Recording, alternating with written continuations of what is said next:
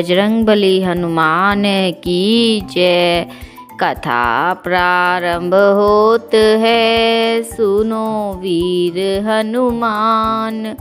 राम लखन और जानकी सदा करे कल्याण। प्रिय भक्तों, आज हम रामायण के अयोध्या कांड में दोहा संख्या नंबर 11 से आगे पढ़ेंगे। इन दोहों और चौपाइयों में बताया गया है कि जहाँ एक ओर तो राम राज्याभिषेक की बात सुनकर संपूर्ण अवधपुर में उत्साह और उत्सव मनाए जा रहे थे, वहीं दूसरी तरफ देवताओं के मन में व्याकुलता थी। तो चलिए अब हम कथा को आरंभ करते हैं। लेकिन कथा को आरंभ करने से पहले मेरे चैनल भक्ति में शक्ति को लाइक, शेयर व सब्सक्राइब अवश्य करें, ताकि आप इसी तरह रामायण पाठ से जुड़े रह सकें। सियावर रामचंद्र की जय। विपत्ति हमारी बिलो की बड़ी, मातु करिए सोई आजू। रामा मातु करिए सोई आजू। राम जाहि बन राजु तजी, होई सकल सुर काजू। सियावर राम जय जय राम, मेरे प्रभु राम जय जय राम। इस दोहे का अर्थ है, वे कहते हैं, हे माता, हमारी बड़ी विपत्ति देखकर आज वही कीजिए जिससे श्री रामचंद्र जी राज्य त्याग कर वन को चले जाएं और देवताओं का सब कार्य सिद्ध हो। सुनी सुर बिने ठाड़ी पछिताती, भयं सरोज विपिन हिमराती। देखी देव पुनि कहि निहोरी, मातु तो ही नहीं थोरी खोरी। देवताओं की विनती सुनकर सरस्वती जी खड़ी खड़ी पछता रही है। हाथ में कमल वन के लिए हेमंत ऋतु की रात हुई। उन्हें इस प्रकार पछताते देखकर देवता फिर विनय करके कहने लगे, हे माता, इसमें आपको जरा भी दोष न लगेगा। विश्व में हर्ष रहित रघुराऊ, तुम्हें जानहूँ सब राम प्रभाऊ। जीव कर्म बस सुख दुख भागी, जाइए अवध देव हित लागी। इन चौपाइयों का अर्थ है, सभी देवता सरस्वती माता से विनती करते हुए कहते हैं कि श्री रघुनाथ जी विषाद और हर्ष से रहित है। आप तो श्री राम जी के सब प्रभाव को जानती हो। जीव अपने कर्म के वश ही सुख दुख का भागी होता है, अतएव देवताओं के हित के लिए आप अयोध्या जाइए। बार बार गई चरण संकोची, चली विचारी विबुध मति पोची। ऊंच निवासु नीची कर तूती, देखी न सकहीं पराई विभूति। इन चौपाइयों का अर्थ है, बार बार चरण पकड़ कर देवताओं ने सरस्वती को भी संकोच में डाल दिया। तब वह यह विचार कर चली कि देवताओं की बुद्धि ओछी है, इसका निवास तो ऊंचा है पर इसकी करनी नीची है, यह दूसरे का ऐश्वर्य देख नहीं सकती। आगिल काजू बिचारी बहोरी, करी हई चाह कुशल कबि मोरी। हर्षि हृदय दशरथ पुर आई, जनुग्रह दशा दुसह दुखदाई। परंतु आगे के काम का विचार करके श्री रामचंद्र जी के वन जाने से राक्षसों का वध होगा, जिससे सारा जगत सुखी हो जाएगा। चतुर कवि श्री रामचंद्र जी के वनवास के चरित्रों का वर्णन करने के लिए मेरी चाह करेंगे। ऐसा विचार कर सरस्वती जी हृदय में हर्षित होकर दशरथ जी की पूरी अयोध्या में आई, मानो दूसरा दुख देने वाली कोई ग्रह दशा आई हो। नाम मंथरा मंदमती, चेरी के कई केरी। रामा चेरी के कई केरी, अजस पेटारी ताहि करी। गई गिरा मति फेरी, सियावर राम जय जय राम, मेरे प्रभु राम जय जय राम। इस दोहे का अर्थ है, मंत्रा नाम की केकई की एक मंद बुद्धि दासी थी। उसे अपयश की पिटारी बनाकर सरस्वती जी उसकी बुद्धि को फेर कर चली गई। दीख मंथरा नगरु बनावा, मंजुल मंगल बाज बधावा। पूछे सी लोगन काह उछाऊ, राम तिलक सुनि भाउर दाहू।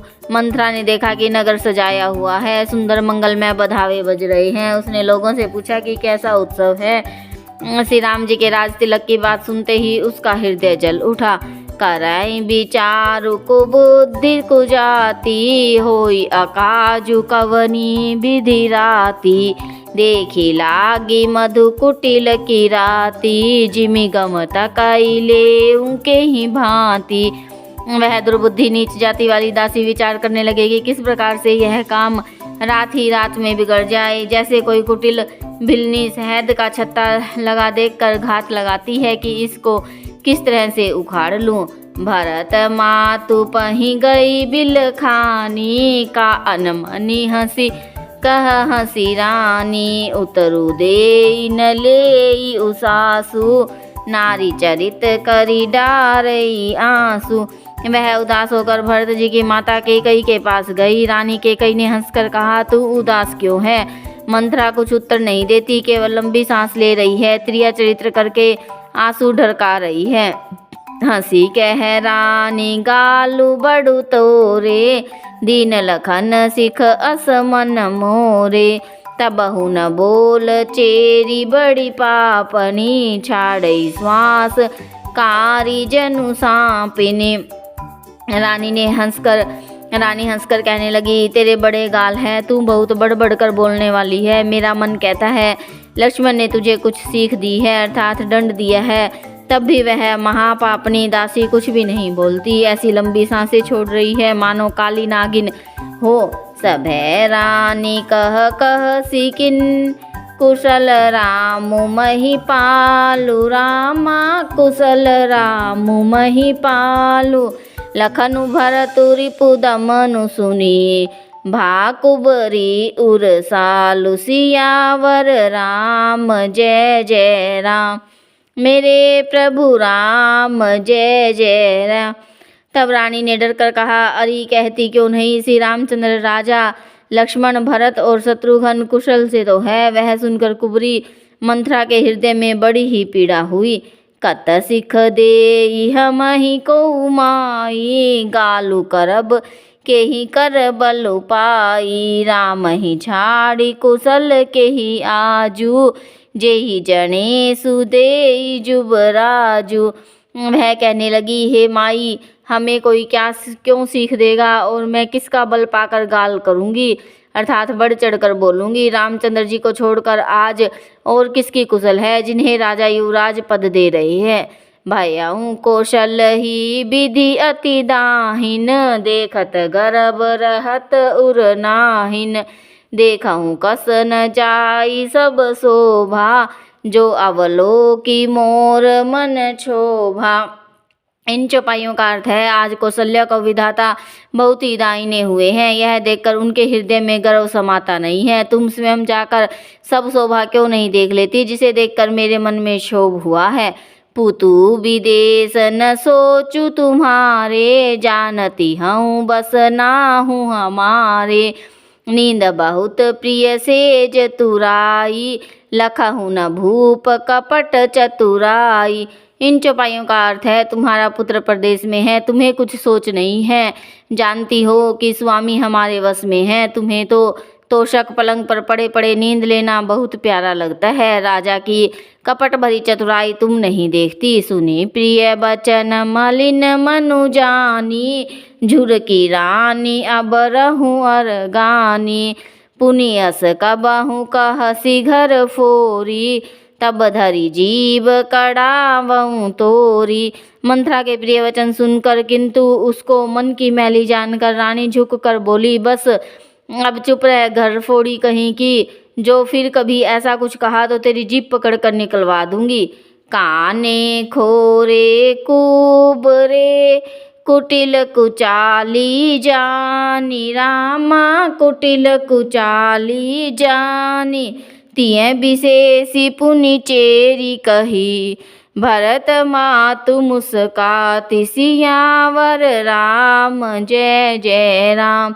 मेरे प्रभु राम जय जय राम। इस दोहे का अर्थ है कानों, लंगड़ों और कुबड़ों को कुटिल और कुचाली जानना चाहिए, उनमें भी स्त्री और खासकर दासी। इतना कहकर भरत जी की माता कैकेयी मुस्कुरा दी। सियावर रामचंद्र की जय, कथा विसर्जन होत है, सुनो वीर हनुमान। राम लखन और जानकी सदा करे कल्याण।